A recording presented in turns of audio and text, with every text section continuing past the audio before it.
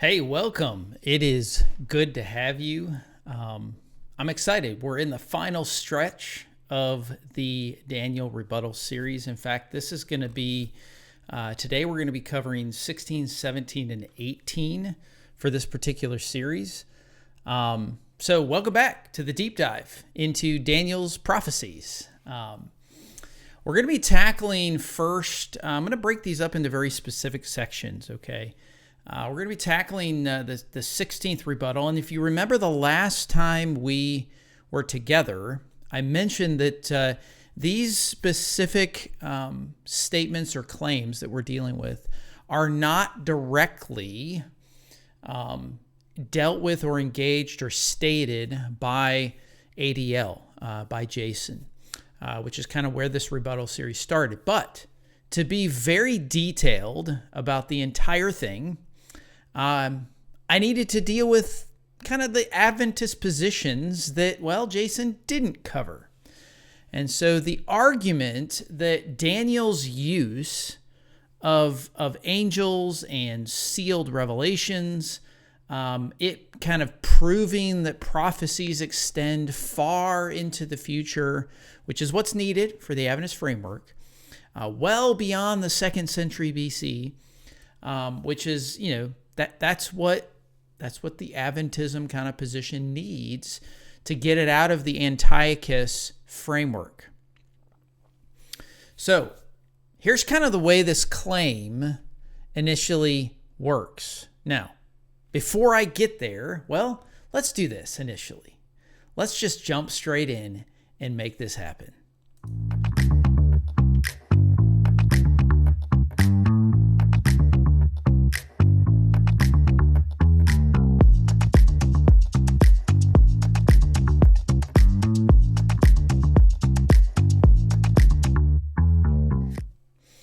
So here's the claim. The claim goes like this: Daniel's heavy use of angelic interpreters, specifically Gabriel and Michael in the context of Daniel, and his repeated instructions to quote unquote seal the book, that somehow this demonstrates that the author viewed the prophecy not as a completed kind of structure in the 2nd century BCE, but instead as part of this ongoing cosmic program of revelation. And they further will go and say, like, if heaven's messengers are still active and the scroll remains sealed until the time of the end, which we talked about the temporal time before, then the book must look kind of beyond Antiochus IV to some sort of future end times, open-ended fulfillment. Now, my question is this: is this actually what the text posits? So we're going to examine some evidence with regards to some of the details for this. What I want to do first is I want to look at what the angels actually do in Daniel 7 through 12. They don't announce, new empires across the centuries. That's not what's going on in the text. And instead, I think they interpret what is already happening in the context of Daniel's time, in the human kingdoms that are actually referenced specifically. So let's look at specifically, if we go to the text, let's look at Daniel. Let's head over to Daniel 7, okay? You'll notice in Daniel 7, as we move through this text, after this I saw in the vision by night, the fourth beast, you'll see this kind of narrative moving through. But notice that if you read the context of the verse, and you're welcome to look at Daniel 7 yourself, one standing by, that's the one standing by, okay? Then I saw in the vision by night, 4 winds, heaven stirring up, 4 great beasts, Okay, this first vision, you'll see it kind of coming through. And what does it say? And I lifted up the ground and made a stand with 2 human hands. He gets this vision that is coming to him. But notice, as I watched, you have this throne being set up, right? As you continue to work down through the text, I watched these arrogant words that were being stated, and it troubled me. And you'll notice that, and I'm looking specifically for in the text. I actually changed in the way my Bible is structured. I changed it to the paragraph way, and so things are actually a little bit different than what I normally see in the text itself. So you'll see that the angel that gives this message in verse 7 specifically, the angel that gives the message itself, the one standing by, okay, is the one that explains the beast vision, right? If you go to chapters 8 and 9, Gabriel, specifically in chapters 8 and 9, which again, we can kind of move over there. I want you to see this in relation to what we're talking about. When you get to chapters 8 and 9, in the vision I saw, I looked up and I saw this ram. I saw these things going, and I saw, the interaction. He kind of explains what's happening, right? Out of this horn came that, and he's explaining through. And then what happens? We get this angel that appears. Then someone appears standing before me, having the appearance of a man. So Gabriel, in chapters 8 and 9, interprets the ram and the goat vision and brings the 70 weeks insight. When you move into, if we scroll down, we get into, again, there's the 70 weeks. Gabriel's bringing that interpretation. When we get into chapter 10, all the way through chapters 12, okay, chapters 10 all the way through 12, the man in linen and Michael speak of the Persian and Greek kings, these current powers and their wars. So all of this is in kind of this context. The key point here is that these angels that are referenced from 7, chapters 8 and 9, chapters 10 through 12, these are the angels that are helping Daniel understand present history. There's nothing in the text that's claiming that there's some sort of prediction of millennia into the future. Okay, they are interpreters of what's unfolding. They're not chroniclers. At least the text does not show them to be chroniclers of distant centuries, way before the, like thousands of years later into the future. Now, why does apocalyptic literature employ angels at all? Why are they even a thing? I think there's 3 interconnected reasons behind this. The first one would be perspective. So I think that it's designed to show that earthly suffering mirrors a cosmic struggle between, now careful when I say this, a struggle between good and evil. When I say that, here's what I don't mean. I do not mean put on top of that the Adventist Great Controversy worldview, which would be kind of pre-creation, there's this struggle in heaven. That's not what I'm referring to. The second big thing is authority. Okay, after the Persian period, prophecy was thought to have ceased. So a heavenly messenger re-authenticates revelation under a new form.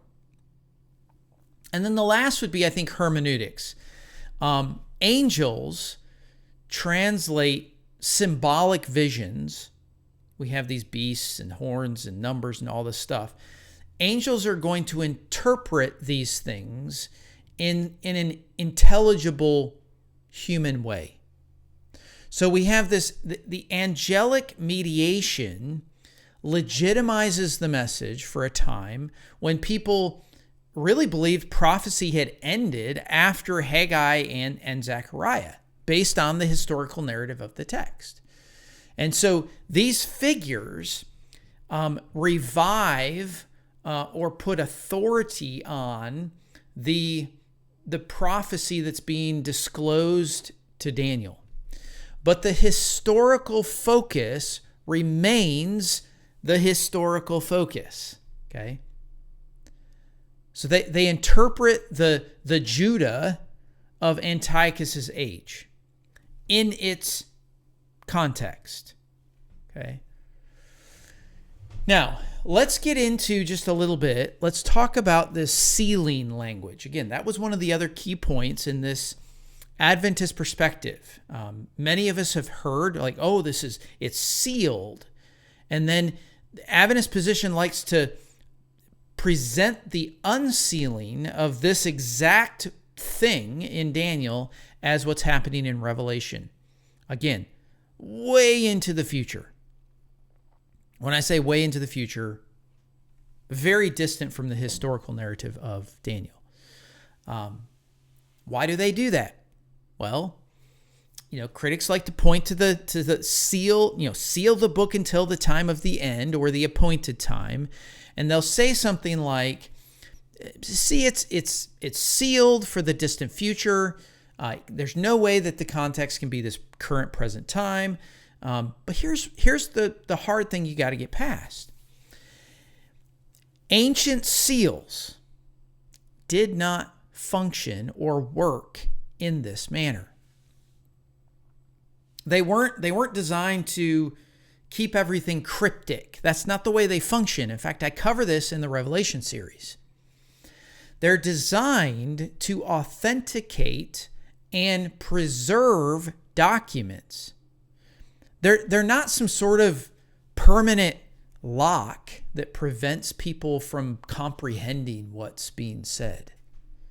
Okay, so within Daniel's vocabulary, the word seal, it means to preserve the revelation's integrity until it becomes relevant to the time. And what this helps to do is it helps to demonstrate reliability. In other words, no human tampering before its appointed unveiling. I want you to look at a couple of passages with me. Just open up your Bibles. I'll put it on the screen, okay? But open up your Bibles. Go to Daniel 8:26, okay? Daniel 8:26, the evenings and mornings, okay? Daniel 8:26, the vision of the evening and mornings that was told is true. As for you, seal up the vision, for it refers to many days from now. Now, just notice the context of these statements, okay? If we go to, seal up the vision, for it refers to many days.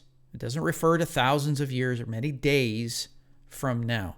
If we go to chapter 9, 24, not 7, chapter 9 to 24, 70 weeks decreed for your people and your holy city to finish the transgression, to put an end to sin, and to atone for iniquity, to bring in everlasting righteousness, to seal both vision and prophet. Notice, to seal both vision and prophet, and to appoint or anoint a most holy place. Then if you go to chapter 12,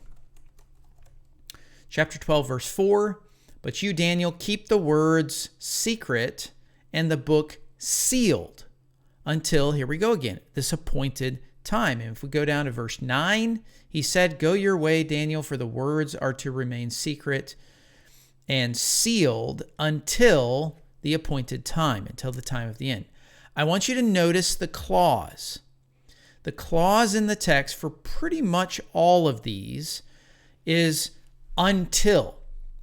I'm going to change something in the text just to make this a little bit easier for us to see. It's always a little easier if the verses are on verse by verse, okay, line by line.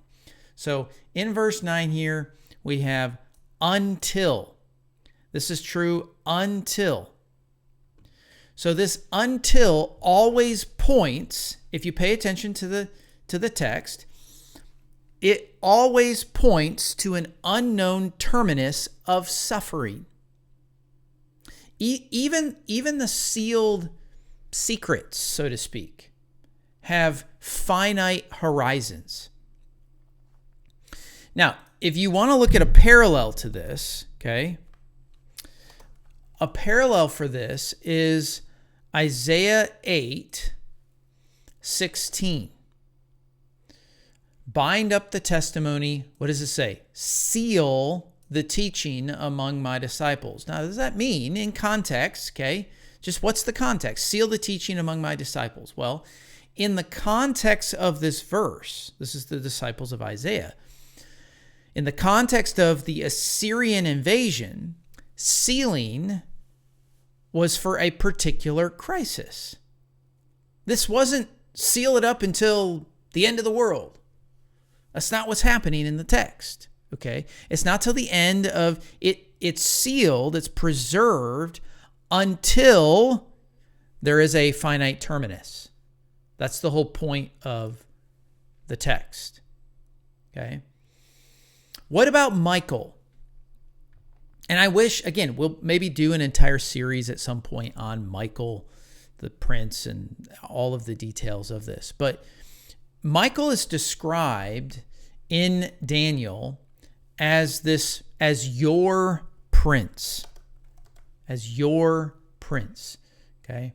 If you go to Daniel 12, if we look at verse 1, Daniel 12, verse 1, it says, at that time, there's a very specific time, the great prince, the protector of your people, shall rise. There shall be a time of anguish, such as never occurred since nations first came into existence. But at that time, your people shall be delivered, everyone who has been found or who is found written in the book. Notice that at that time, what does it refer to at that time? Well, it's at this time. There was no subheadings, any of that stuff in the original scrolls. So what is the time? Well, it's the time he shall pitch his palatial tents between the sea and the beautiful holy mountain, yet he shall come to his end with no one to help.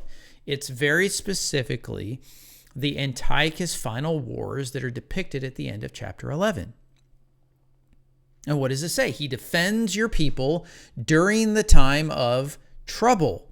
This is the historical time period of Antiochus. There's no passage anywhere that depicts Michael specifically as constantly delaying the action for distant centuries until like 1844 he's going to help, or until whatever he's going to whatever.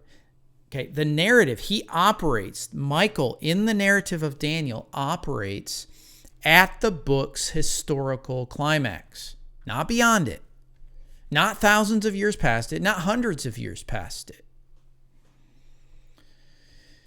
Now, the last verse, again, the last verse in chapter 10, let's go all the way back up to chapter 10. Let's see, 10 to 13. If you're reading 13 all the way down here to 21, there's a really interesting battle going on. You know, this whole narrative of like I was kind of hung up fighting something else. Okay, which, side note, okay, just as a side note, this figure Michael, I'm going to do a side note excursus, not in my notes. Okay. Notice what he says. One of the chief prince came to help, and I left him, and have come to help and understand. For there was further visions of the day. When I was speaking, there were words. I turned my face to the ground, speechless. Notice that he says back here, he came to help. What held him up? Then he said, "Do you know why I have come to you? Now I must return to fight against the prince."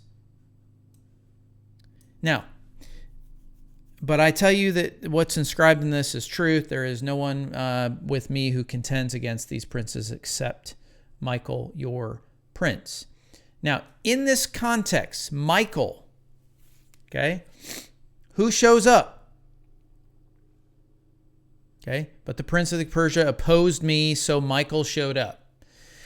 Does it cast Michael as someone who is all-knowing, all-powerful, fully God? And I say that because Adventists like to claim that Michael is a title or a whatever for Jesus in the Old Testament as the archangel. Read the text. Does it cast Michael as someone who is all God, fully God, omnipresent, always able to, like all these things that are attributes of God? Just as a side note, okay?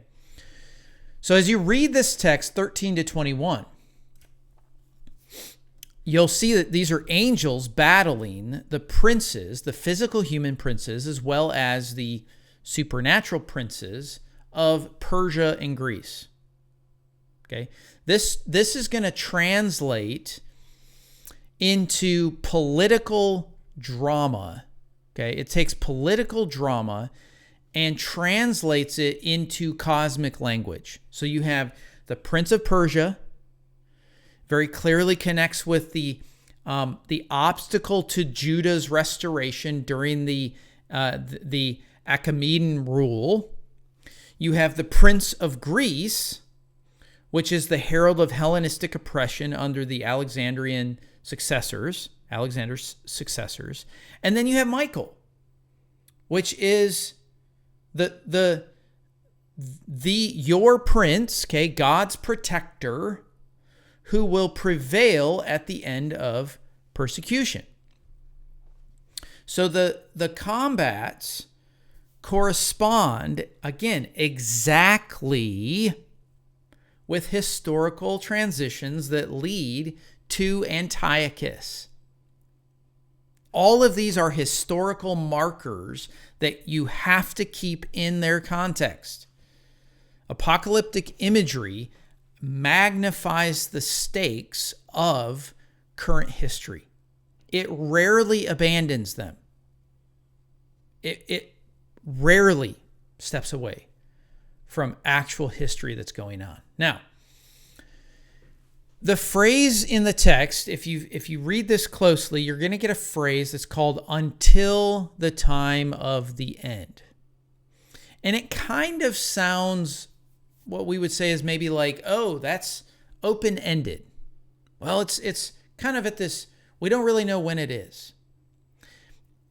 That isn't what the text does not leave this open-ended. In fact, Daniel expresses a measured timetable with very specific numbers. Now, we've talked about these numbers. The numbers don't have to be exact years, exact days, exact all this stuff, but it measures it with finite time, not like somewhere in the future. Okay? Remember, it's 1,150 days, 1,290 days, 1,335 days. And as we've talked about already, these numbers almost perfectly synchronize with the Antiochene persecution. So God reveals, he reveals not an open timetable. This persecution is going to last forever until some point in the future. That's not what God does. He reveals that the time is measured. The mystery isn't when will this end? It's how long until relief. And that is answered very specifically in the text by a definite time span. Now, what's really striking about this is there are later apocalyptic writers that actually borrow Daniel's exact structure, angels, sealed books, cosmic conflict, but they apply it to their own contemporary crisis. Again, same reference points, same kind of apocalyptic structure, angels, sealed books, cosmic conflict, but they take them in a contemporary crisis. Well, what books are these? And we're not going to read through them, but what books are they? Well, First Enoch, which is 3rd to 2nd century BC, mirrors Daniel's form. Second Esdras, which is around 100 CE, so post-Christ, 100. That's going to use Uriel to interpret Roman desecration. Same pattern, right? Angel plus sealed book for a current crisis. And then you have Revelation, okay, which is 1st century thereabouts, whether or not you date that pre-temple or post-temple. Revelation explicitly cites Daniel and tells readers, do not seal up, for the time is near. Okay, so and it has angels, seal, cosmic conflict, all that stuff is packaged just in a current cultural context. So this shows, if we're paying attention, Daniel's form was open for what we would call reapplication. This happened a lot with apocalyptic literature. This is the themes that are used. I'm going to take that theme and I'm going to actually apply it in a literary structure to the current events. It's not designed for a single ending future. That is not in the minds of these apocalyptic writers. Each of these authors reused Daniel's structure to communicate divine control in their own perspectives. Okay? So, here's what we need to remember with this, okay? The claim that I pointed out in the beginning, angelic interpreters imply continuing revelation. No, that's not the case, okay? They actually convey understanding, not perpetuity. Each angel completes one revelation cycle focused on present history. This is present historical context. Sealed book. This sealed book meaning fulfillment still awaits. That's the claim. No, sealed in its context means to safeguard until the vision's fulfillment. It's to protect the integrity of, which occurred within the 2nd century persecution. Then we talked about Gabriel and Michael, symbolizing in the claim, Gabriel and Michael symbolize long-term cosmic war. This cosmic thing, Therefore, there's no way that this could be the Antiochus period.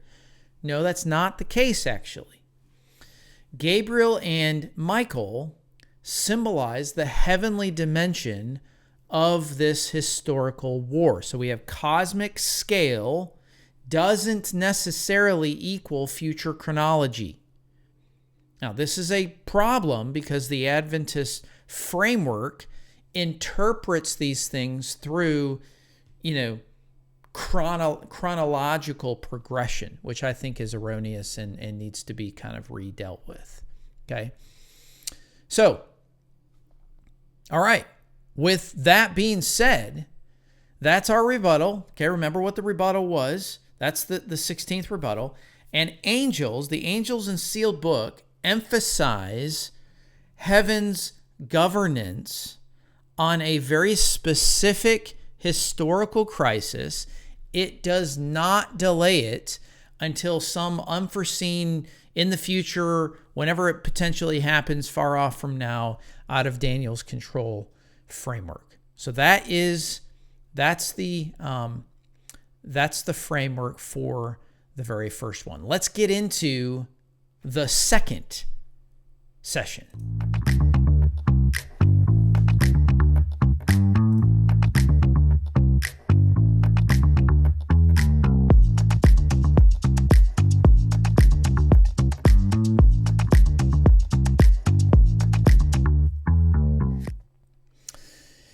Okay, so let's let's tackle, I would say, one of the more fundamental challenges inside of the Antiochene kind of interpretation. And this is going to get us into the 17th kind of one that we're rebuttaling. And here's the challenge, okay? Inside this claim is that the identity of the fourth kingdom becomes crucial to the claim, okay? They're going to argue, okay, that the Adventist position is that the Daniel chapter 2 statue and Daniel 7's beast must describe Rome as the final power. That this is crucial to their argument. Okay? It must be Rome. It's not Greece. And so they'll say, only Rome followed Greece in world dominance. Only Rome crushed Israel with unmatched military might. Therefore, okay, notice the progression of arguments. Therefore, the little horn cannot be Antiochus IV. It must be a Roman era ruler. Perhaps even, and then they extend it even further, an end times Antichrist. But, as we always do here, is that what the text actually says?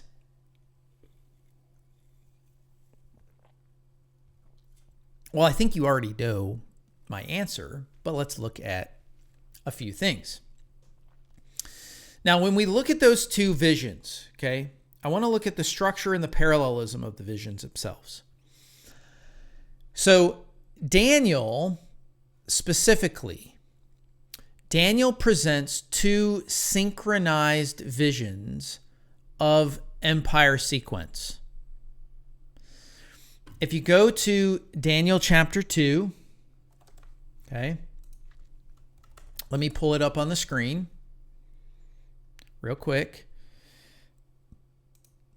If you go to Daniel chapter 2 and you move through the progression of the statue, you have the golden head, silver chest, bronze belly, as you kind of work through the text, iron legs, iron plus clay feet. Okay, that's kind of the progression of the text. Okay. Now, when you get to Daniel 7, the vision of the four beasts, you have a lion, a bear, a leopard, terrible 10-horned monster, whatever that thing is. Okay. So these are the kind of the two visions, along with the things that come with this. You've got statues and then we got beasts. Okay. Both sequences move through identical empires in identical order. I'm going to say that again. Both sequences move through identical empires in identical order. The second vision, which is Daniel 7, does something a little bit different. It adds a crucial detail, the little horn. We get that in chapter 7. The little horn behaves in almost the identical way in which the little horn in Daniel 8 behaves. And so when you get to Daniel chapter 8, and I'll put it on the screen here, when you get to Daniel chapter 8, it explicitly identifies those kingdoms. You have the ram is Medo-Persia. And again, I'm not going to go through all of, but you get the ram and the explanation of it, the interpretation of it. It's very, very clear. Fell prostrate on the ground. We get the ram. These are the kings of, okay. You get the male he-goat is the king. Notice that. It's the king of Greece. That's the first king, Alexander. And the great horn between its eyes is the first king. Okay. As for the horn that was broken, you have four. So the great horn, so just notice the sequence. The he-goat, okay, is Greece. The actual great horn in between is the first king, which is Alexander. Then you get four kingdoms that arise out of. These are four horns, four kingdoms after Alexander. And then from there you have the little horn, which arises from one of them and commits temple desecration. So very clear historical reference points. And the key is this. I want you to pay attention. The key is that since the little horn in chapter 7 matches the little horn in chapter 8 behaviorally, and chapter 8 explicitly names Greece, then chapter 7's fourth kingdom must also be the Greek kingdom, if you're going to keep it internally coherent. Now, here's where the Roman interpretation runs into trouble. This is problematic. If Rome is the fourth kingdom, for a second, if Rome is the fourth kingdom, then the sequence would be Babylon, Persia, Greece, Rome. And that leaves out the Medes entirely, despite the very clear prominence in Daniel's narrative world. And the text itself actually treats the Medes and Persians as one entity, one single empire. Look at chapter 5, verse 31. Okay? And Daniel the Mede received the kingdom. So Daniel the Mede received the kingdom. Okay? If we go to chapter 6, verse 8, now, O king, establish the interdict and sign the document so that it cannot be changed according to the laws of the Medes and Persians. So one unified legal system, one law, it treats it as one single empire. Now the author counts them together, not separately. You can't separate them out. So the actual sequence with regards to Daniel is Babylon, which is explicitly named. Let me get back to, again, let me scroll back to the text real quick. Okay. It's explicitly named in the text. Ruler of the kingdom. Yeah, I don't have the reference point for it. Sorry. But Babylon is explicitly named. Then you have chapter 2, Medo-Persia, which is a unified power. Then you have Greece, which is Alexander's empire. And then you have the divided Greek kingdoms, which is the Seleucid and Ptolemies kingdoms, which culminate in Antiochus IV. Now, I understand they have this whole argument that there's 28 and he's the 8th and all this stuff. Again, they're just making an argument from nothing. Okay, that's not the way Antiochus was understood as the worst. Okay, so that's 4 kingdoms with no gaps in them. Now, here's something that's really striking. Again, keeping this all in context. If you look at chapter 7 and chapter 8, let's go to Daniel 7. I'll get these a little bit on the, what I would do if you're watching this, if you have 2 Bibles and you can take Daniel 7 and Daniel 8 and put them next to each other, then you can go through some of this, okay, in its context. If you look at the blasphemous horn in Daniel 7, verse 8, 11, Okay, I watched then. There's this arrogant words of the horn. And 25. That is going to be the same oppressor, the same behavior as Daniel 8. Actually, let's just put them side by side. Hang on a second. If you go to Daniel 8, 9, and then on the left-hand side, we got Daniel 7, verse 8. Okay.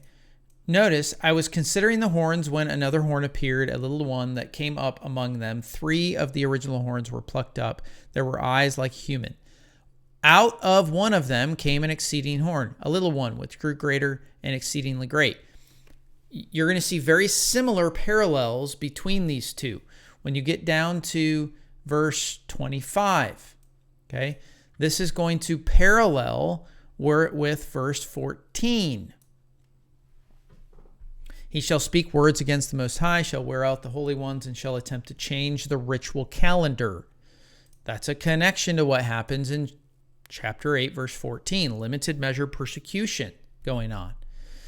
The saints are persecuted from 21 all the way down to 25. You get persecution. Back in this text from verses 10 to 12, you get persecution. Then at the very end, or near the end, we get this statement of, then the court shall sit in judgment. Well, surprise, surprise. By his cunning, without warning, okay, he shall make deceit prosper under his hand, and shall, with his own mind, he shall be great. Without warning, he shall destroy.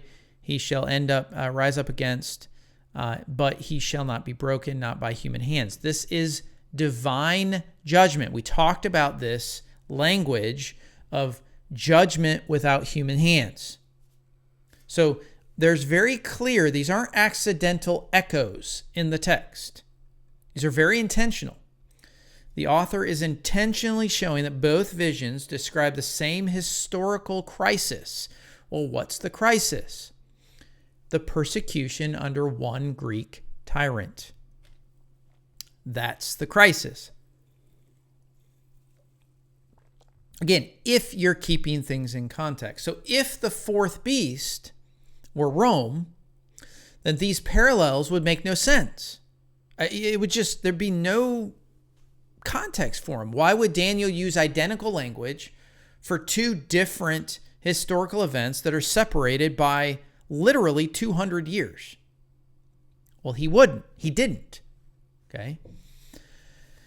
Now, critics like to say, and I say critics of the Antiochene framework, specifically the Adventist framework that kind of doesn't like and vehemently disagrees with the Antiochene structure, will say that the 10 horns of the fourth beast represent Rome's 10 provinces or Senate divisions. But here's the reality. That's retrofitting.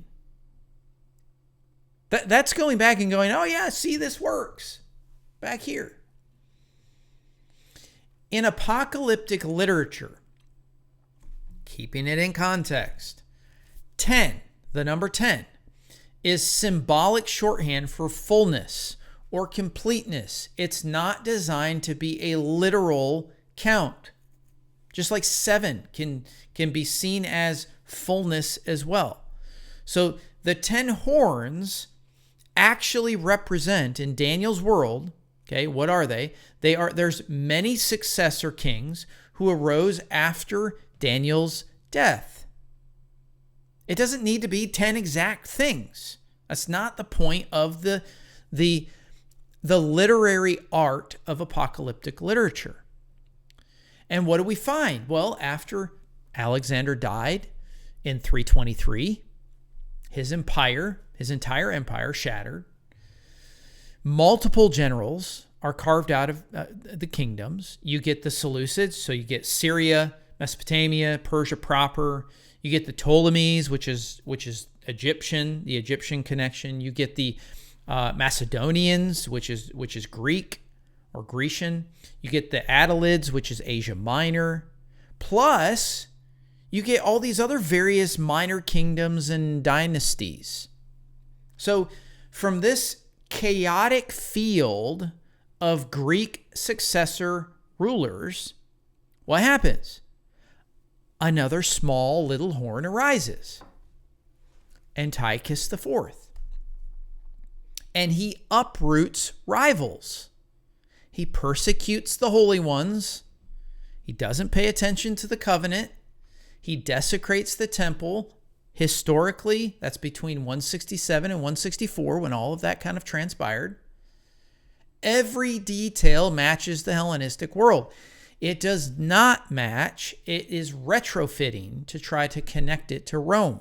It doesn't match. Now, there's an objection that happens here. Mike, the iron is the hardest metal. Going back to that original vision, right?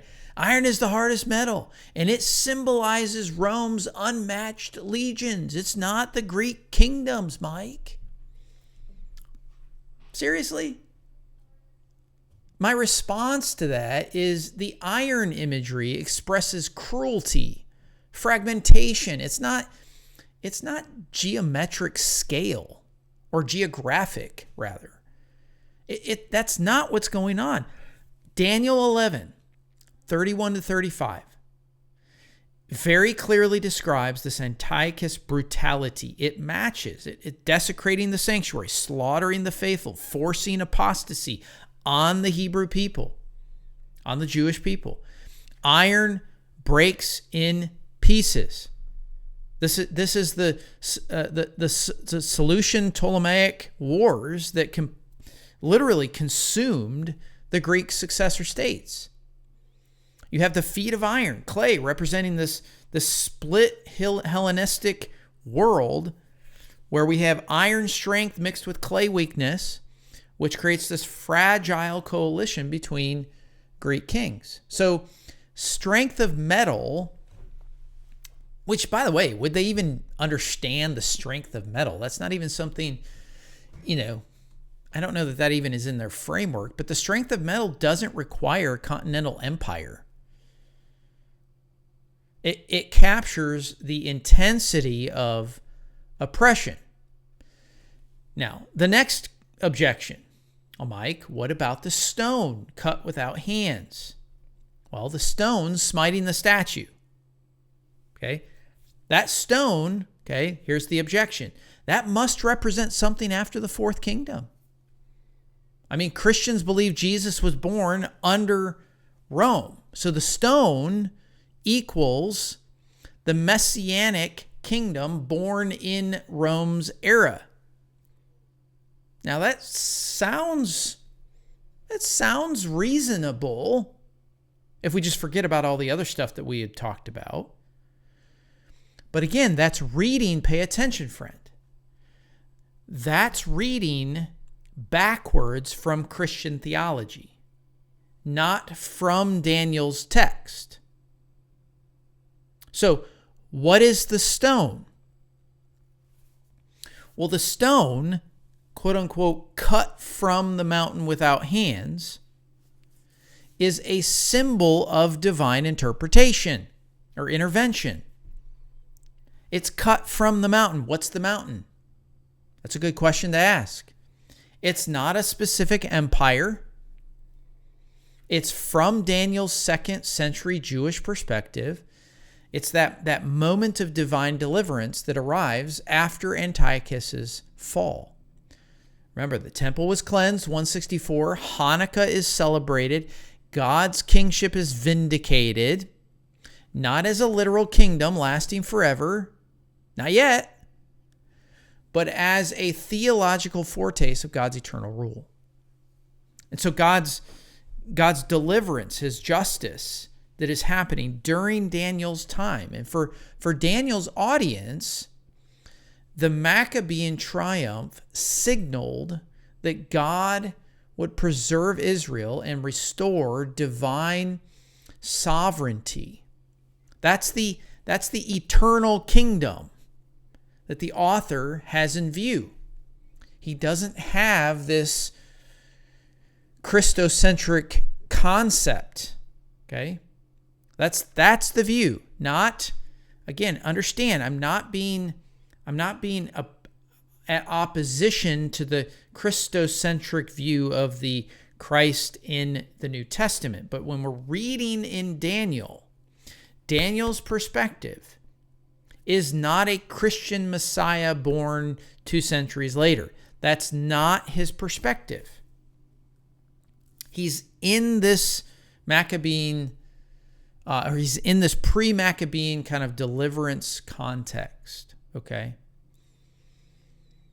So, I'm happy to share. Again, if you, at any point, if you want to scan the code up in the upper right-hand corner, I'd be happy to share with you some of these parallels, some of the charts that you can look at. Every text with regards to the 4 kingdoms, the final oppressors, the sanctuary violation, the divine intervention, every single text terminates in or directly after Antiochus's oppression. There is absolutely no pivot, my friend, to Rome. There's none. The entire book forms one coherent narrative arc, and it's arced around the Antiochene framework. So why, here's a question. If I'm pushing so strongly on this, how did Rome become the 4th kingdom in later interpretations? Why is it that many people, not just the Adventist Church, understands Rome as the 4th kingdom? Well, there's three kind of major factors on why this happened, okay? The historical shift after the conquest. So you have when Rome conquered the Greek East. This is like mid-2nd century BC. Interpreters naturally re-identified Daniel's Iron Kingdom with the new superpower. Okay, this was like a typological strategy, valid for their own era, but not Daniel's original intent. So that's the first factor. The second factor is the reality that apocalyptic literature can be reused. So later Jewish and Christian writers, like for instance 4th Ezra, Revelation with John, are going to adapt Daniel's schema to their own oppressive empires. Each time, they're going to reset the 4th kingdom to current superpower. That's what happens. That's how apocalyptic texts work. They're fluid. They get reapplied, and this does not damage the belief that we have as Christians that Scripture is from God. It's authoritative. Like, none of this should make you feel uncomfortable, okay? Because the text deals with a very specific time and a very specific crisis. The third factor is a Christological lens. So early Christians, when they Christ's life, death, resurrection, he ascends, they are going to see Christ born into Rome. And they're going to read backward into Daniel, the stone without hands. That's the key kind of element that causes so much headache here. And so they see that as the stone without hands become this messianic kingdom inaugurated in Rome's era. And it's again, it is theologically coherent, but it is historically anachronistic. And that's the challenge with that kind of retrofitting it back into the text. Now, what about the ancient Jewish? I know that we've looked at this before. The ancient Jewish contents or the consensus on this particular thing. It's really interesting because the early Jewish interpreters knew absolutely nothing of Rome as the fourth kingdom. We know that. If you look at the Dead Sea Scrolls, for example, which are fragments from Qumran, you have 4Q, Daniel A, B, and C, and 4Q is just the fourth cave at Qumran, and then you have the Danielic scroll. They contain portions of Daniel's 7 and 8. Again, the Dead Sea Scrolls. They preserve commentary on the four kingdoms. And this is what's key. They never reinterpret the fourth kingdom as Rome. Ever. So these texts, they're dated, the Qumran, Dead Sea Scrolls, they're dated to the 1st century BC, when Rome was already rising. It was already kind of becoming a thing. And yet, the Qumran community still understood Daniel's fourth kingdom as the Greek Empire. It wasn't until after 63 BC, when Rome formally occupied Judea, when that's the case, do we have a Jewish apocalyptic text like 4th Ezra, which most Adventists probably won't even read or haven't read, that explicitly names Rome as the final power. And by that time, Rome was, again, alive and well. That was the reality of which the authors were writing in. So they reapply Daniel's kind of context to make sense for their situation. It's what's called reapplication. It's not the original intent, but authors do this. It's a reapplication of another author. Now, I do want to address, before we get into the next section, I do want to address the strongest objections to this. I want to address them kind of head on. By the way, this is not an ad, but I've started to really enjoy these. Spindrift. This is not an advertisement. There's no sugar. It's just carbonated water with some juice. It's good. So, there you go. Go get you some Spindrift. All right, there are 3 objections I want to address. Okay. The first one is this. The iron's unmatched strength fits Rome's legions, not Hellenistic armies. You'll see this response. I've seen this in Adventist kind of response back. And what I want to remind you is, in apocalyptic literature, iron expresses cruelty and oppression. It's not military scale. Okay, it's not anything. It doesn't need to be the Hellenistic armies. It doesn't need to be Romans legions, because of the military scale. It expresses cruelty and oppression. Antiochus's regime was notoriously brutal, slaughtering the faithful, forcing Hellenization, desecrating the sanctuary. That is understood as iron strength. The second objection to this, well, Rome ruled all the earth and the Greek kings didn't. This is weak, okay? Because hyperbole of universal rule appears already in Persian and Greek self-representation. So you have Alexander's empire was described as in grandiose terms. So was the Seleucid realm. So apocalyptic literature tends to over-exaggerate. It's not literal geography. Side note, I love how Adventists we want this to be literal, and then when it can't be literal in their framework, they're like, no, but not over here. This isn't literal. Yeah, convenient.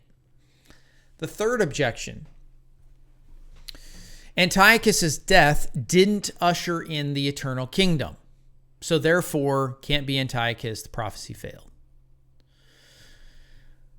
Again, remember, Daniel's audience, I'm going to keep hammering this.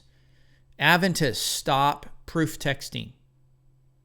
Keep it in context. Daniel's audience, which is the Maccabean rededication and Hanukkah, all that stuff, Daniel's audience signified the theological foretaste of God's eternal kingdom. It's not designed to be understood as literal consummation. Apocalyptic literature operates in poetic, theological time. It does not operate, despite the fact that Adventists want to make it operate, it does not operate in chronological precision. So please stop doing this. You are damaging the true intent of Daniel's visions. Okay, friends. We've talked about a lot. Remember, what did the claim say? The fourth kingdom is not Rome, but the final phase of the Greek Empire, the Seleucid kingdom under Antiochus IV. That's the fourth kingdom is not Rome. That's my claim. Okay. The claim by Adventism is that it is. In fact, it has to be. But my evidence for this is that chapter 8 explicitly identifies the kingdoms. Rome, the ram is I said Rome. The ram is Medo-Persia. The goat is Greece. The little horns from the goats and successors are Antiochus. Chapter 7's little horn parallels. They parallel chapter 8 in its vocabulary, behavior, and outcome. Medo-Persia needs to be understood as a unit. Okay, that means 4 kingdoms total, not 5. 4 total in the Danielic text. The 10 horns represent successor Greek kings, not Roman providences. The iron imagery captures cruelty, not continental scale. The stone's kingdom arrives after Antiochus as a theological foretaste of God's eternal rule. And then lastly, the Qumran text, which I don't think a lot of Adventists go to, they presume the Antiochene setting. Rome enters interpretation later. That's not a part of the Danielic understanding, okay?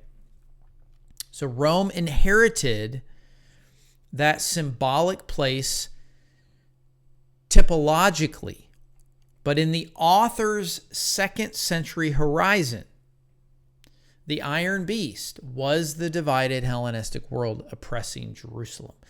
I'm trying to be very intentional with the way we understand the text in its context. So the 4 kingdom schema of Daniel resolves within this Antiochus crisis. And it's completely the same historical arc that governs Daniel 8 through 12. Rome is not applied until a typological reapplication much later in history. It's not the original intended referent point. Let's get into the last and final rebuttal.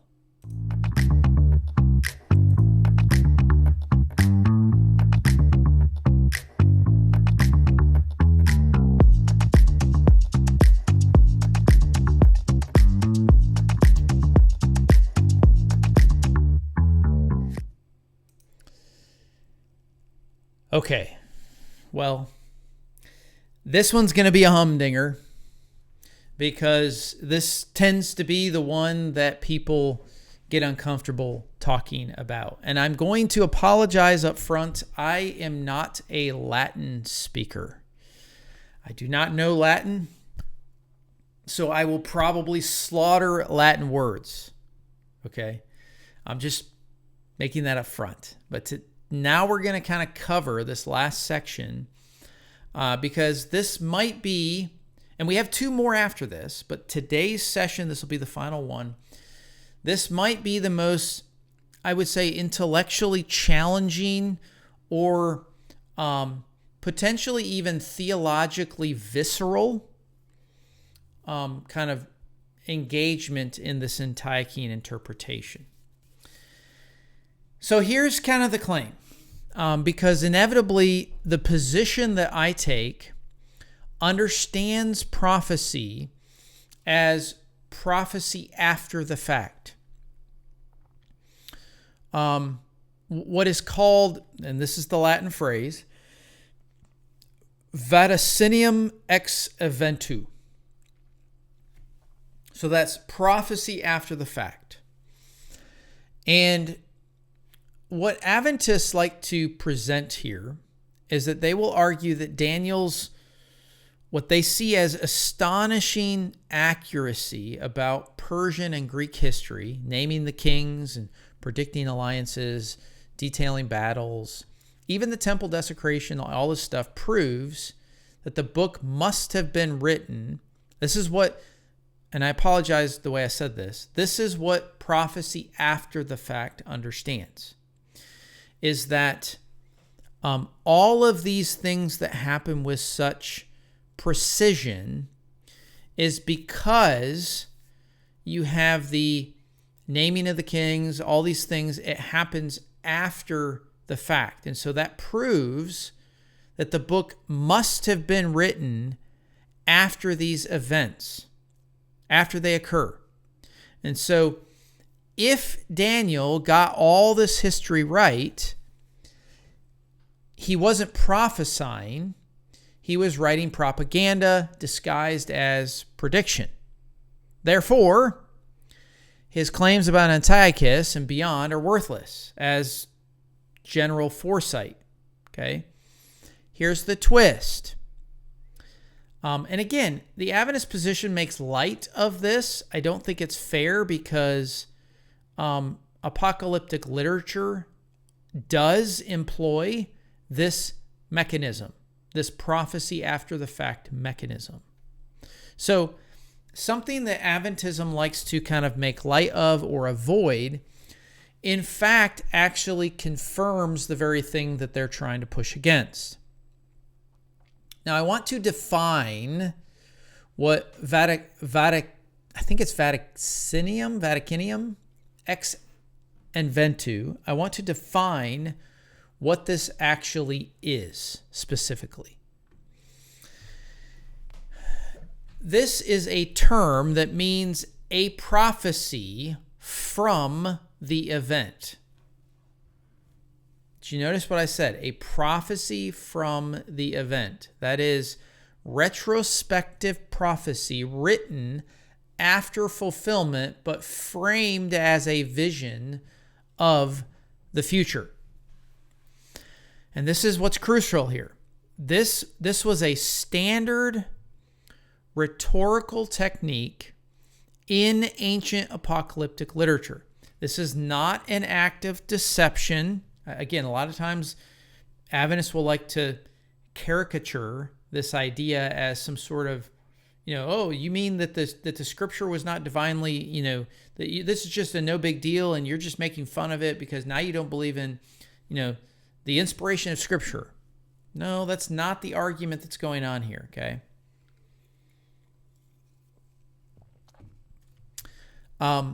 The function of this literary tool was designed for a kind of more of what we would understand as a pastoral purpose.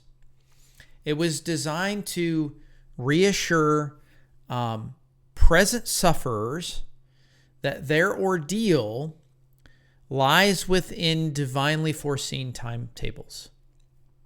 It's not going to last forever. It also was designed to demonstrate God's omniscience, showing that past events unfolded exactly as God had decreed. That it was intended to prove that God is omniscient. He knows. He does this perfectly. It was also designed to transfer the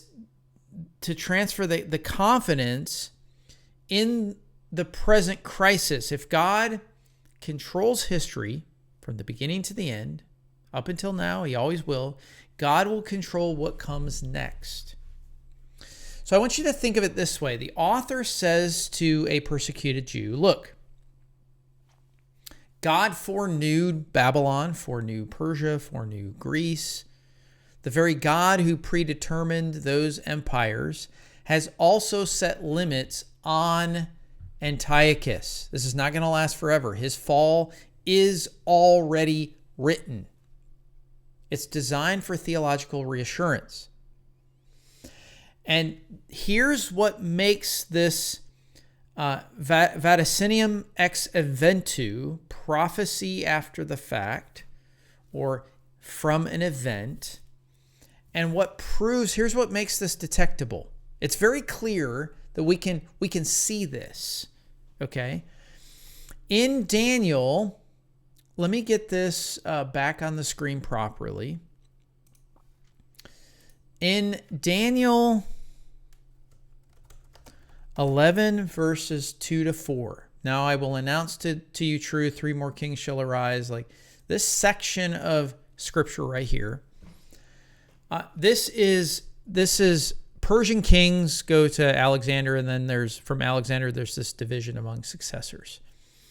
There is verifiable, detailed historical correlation that goes on here. The nature of it is retrospection. That's the nature of it.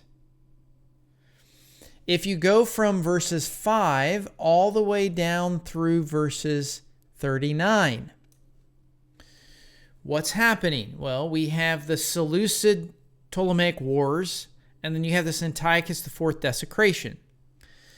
Again, there is a historical precedence. It is it's Daniel's contemporary accuracy. It's like what's going on right there during that time. What is the nature of the writing? Well, the writer's present moment. He's writing right then. This is during this time period. When you get from 40 to 45, what's the content of it? Well, you have the final crisis. There's a king's mysterious death. And notice the historical correlation. Notice that in the text, built into the text, you now get this vague, imprecise historical correlation. There's no clarity on what's happening. And the reason for that is because of the nature of what's happening. This is a predictive horizon that they aren't sure of. It's an unknown. Go into chapters 12, verses 1 through 3. The content is rescue and resurrection. There's theological completion here. The historical correlation is to kind of this reassurance, this theological precedence that's going on. What is the nature of it? It's hope. It's not history, it's hope.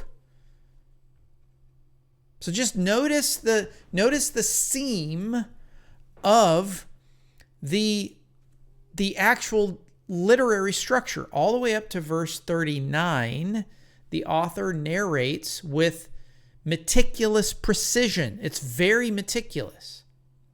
When you get into verse 40, the tone is going to shift to more vague language, cosmic symbolism, speculation, kind of phrasing. In fact, if you notice carefully in the original language, the verbs are going to change from past tense narration to future formulas. Then he will turn. He will set his face. He will invade.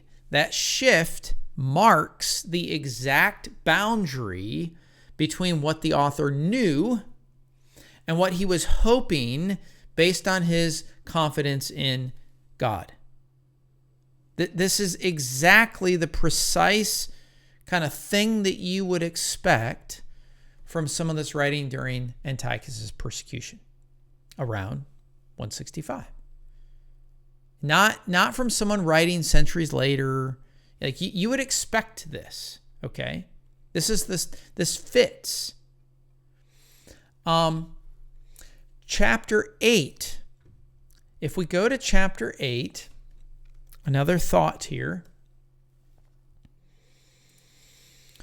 If you look at the entirety of chapter 8, chapter 8 is going to prove that knowledge actually stops at the Antiochine moment. So the vision is very explicit, right? You've got a ram. I don't need to go through it over and over and over again, but you've got a ram that's Medo-Persia, the Medo-Persian Empire. You got the he-goat that's Greece. You got the great horn that's the first Greek king. We went over this earlier in this session. That's Alexander. Then you have the 4 horns, the 4 kingdoms after Alexander's division. And then you have the little horn that emerges from one of them and commits the abomination. Then what happens? It stops. There's no more empires. There's no Rome. There's no distant future. Literally, the knowledge terminates at that juncture. Why?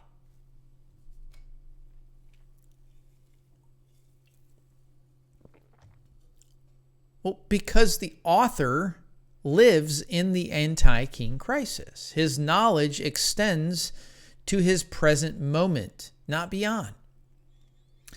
This is consistent across chapters 8, 11, 12, that shows the entire book shares one compositional horizon. It's roughly the 160s BCE. Now, I'm going to open up another can of worms that, of course, Adventists don't like. In fact, I have heard ADL kind of flippantly make fun of ancient Near Eastern precedents and, oh, you using your scholarly this, that, whatever. Here's the reality. The reality, if we're treating this as ancient text and ancient literacy, literary structure, and we ask ourselves, what is the standard practice during this time period? Well, here's what shocks, I think, many modern readers. Daniel's technique, his technique was not invented by him. This is not a unique thing to Daniel or the scribes that wrote with Daniel. It has ancient precedents in both Mesopotamian and Persian literature. I want you to consider some of these parallels, and if you have the time, I want you to go read some of these. You have the Akkadian prophecy of the dynasty of Isin, I-S-I-N, which describes known history in prophetic form that validates divine sovereignty. You have the Persian Arda Varaf vision that uses retrospective narrative to frame past events as foreseen. You have the Egyptian Nefertiti prophecy that employs the same device, reviewing history as though it were prophecy. Now, these aren't seen as fraudulent. They are actually recognized as a genre for expressing theological truth. Now, you might not agree with the way they theologize with their history, but the point is that this is a literary device where history unfolds exactly as God decrees. That's the point of the apocalyptic mechanism for writing in this way. Daniel is going to adopt this particular genre into a Jewish, I'm careful to say this, monotheistic, I don't mean the modern definition of monotheism, this Jewish monolatry where there's one God, Yahweh is the God above all other gods, even though there are other gods that do kind of exist. They are not Yahweh. So the message is God's control over history is absolute.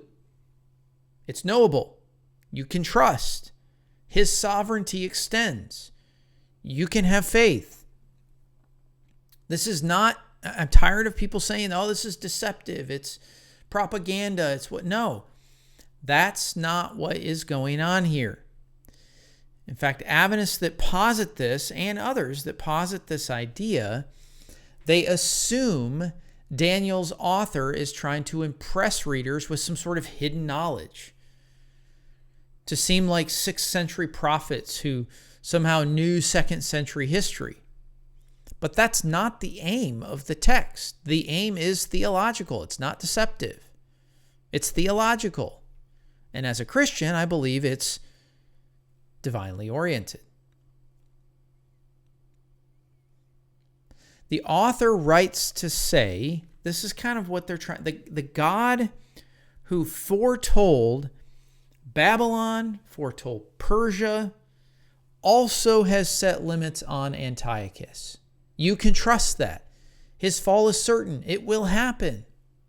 You can trust it.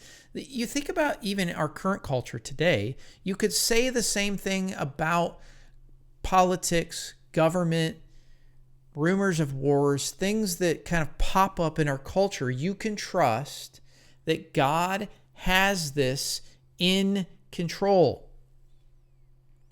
So in Daniel's theology, history itself is revelation.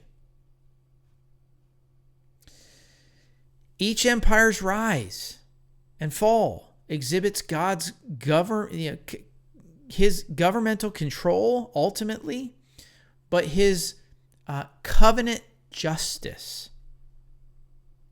Writing in a retrospective form simply attests that God's foreknowledge encompasses it all. He knows. It's not propaganda.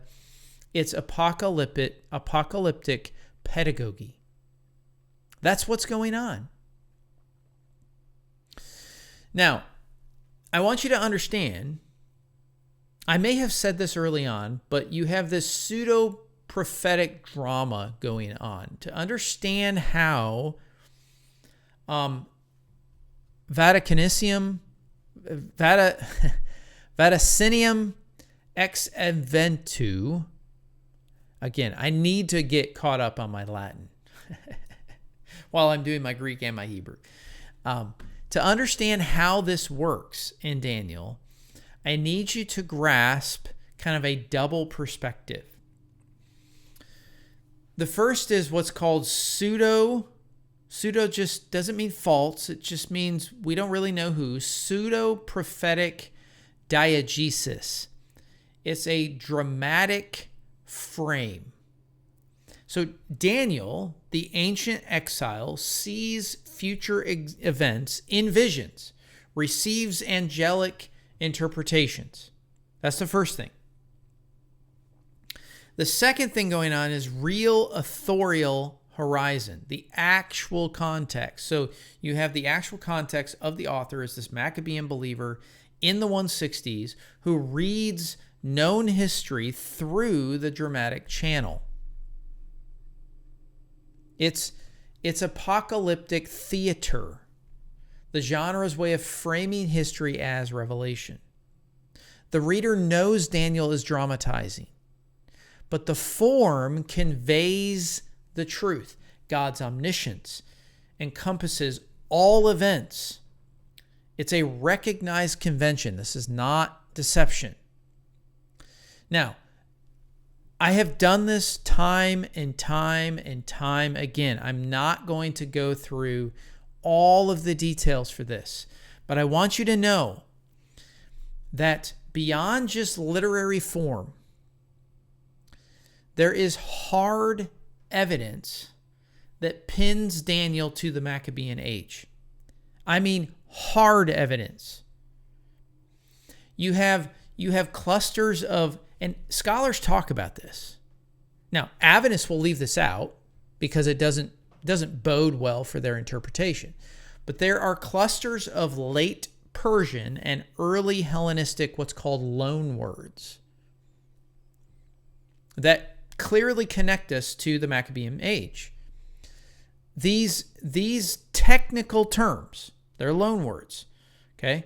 Kitha, pachbag, satrap, these technical terms appear in Aramaic sections, and those Aramaic sections date them to the 2nd century. So there's a linguistic layer that has to be dealt with. You also have a historical projection, the Darian the Mede problem. This is a problem in scholarship. There is literally no known, it's an unknown to extra biblical sources problem. We don't know who Darian the Mede is. It indicates this retrospective legendary reconstruction of 6th century events. That's the way I would view it. Because there is no, friends, there is no historical reference point for Darian the Mede. Now, if there becomes one at some point, we can deal with that at that point. The real 6th century author, whoever that author was, okay, would have known actual Achaemenid rulers, the actual rulers, rather than the author showing no interest to true Persian history. So again, this ties us to Antiochus. There are geographical precisions that happen, detailed routes and treaties of Seleucid Ptolemaic battles. You see that in Daniel chapter 11, verses 6 to 17. These are very detailed, exact Seleucid Ptolemaic battles.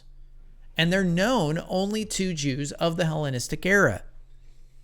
You also have a 6th century Babylonian exile who would have no access to such Seleucid campaign details. So all of these markers show that the writer interpreting Persian Hellenistic history is not foretelling. That's not what's going on.